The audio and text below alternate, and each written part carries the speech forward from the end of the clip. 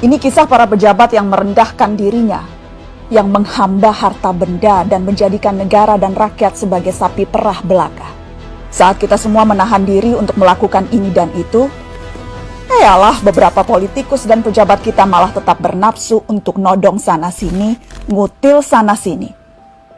Saat kita semua mencoba bertahan di tengah badai, jungkir balik melanjutkan hidup saat semuanya begitu sulit, para politikus dan pejabat juga tetap berakrobat dengan anggaran.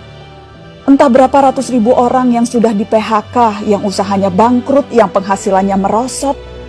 Tapi itu tak mengurangi nafsu para pejabat rakus yang tidak punya harga diri.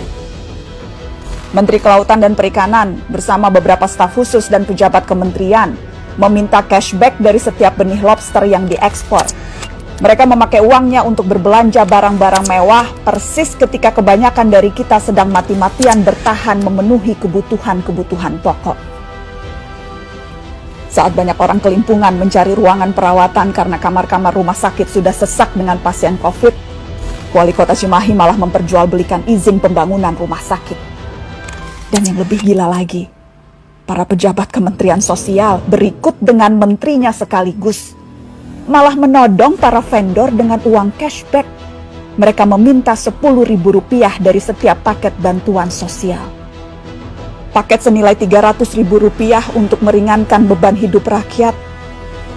Tega-teganya dipotong untuk dinikmati sendiri.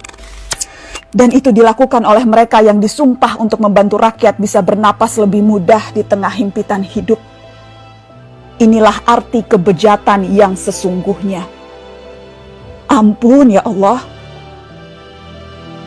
Sejak awal, dana triliunan rupiah yang digelontorkan dalam bentuk bantuan sosial memang rentan diselewengkan. Sudah banyak yang memprediksi potensi ini. Mungkin memang kita tidak kaget, tapi bukan berarti kita harus maklum, bukan berarti kita tidak boleh marah. Kasus-kasus korupsi di tengah pandemi membuktikan kompas moral para politikus dan pejabat kita memang sedang berada di titik terendah. Bahkan pandemi yang membunuh banyak orang, menyengsarakan banyak orang, tak membuat para pelaku menahan diri dari hasrat memperkaya diri sendiri. Pandemi justru menjadi peluang untuk menggarong lebih banyak. Kegentingan dan kedaruratan justru jadi ruang baru untuk bertindak lebih brutal, lebih banal, lebih ugal-ugalan, dan lebih tidak tahu malu. Publik, kita semua justru dibebani pekerjaan tambahan. Selain harus bertahan hidup, kita justru harus lebih teliti mengawasi kebijakan dan penggunaan anggaran. Tambah capek, tambah pegel, tambah frustasi. Tapi pilihannya tidak banyak. Semakin kita apatis, semakin senang mereka menggasak uang negara. Pandemi terbukti melahirkan kebiasaan-kebiasaan baru. Kecuali perilaku para politikus dan pejabat kita. Inilah kenyataannya, sudah sebegitu bangkrutnya moral mereka. Memang kita tidak kaget, tapi sangat wajar dan sangat pantas untuk kita marah.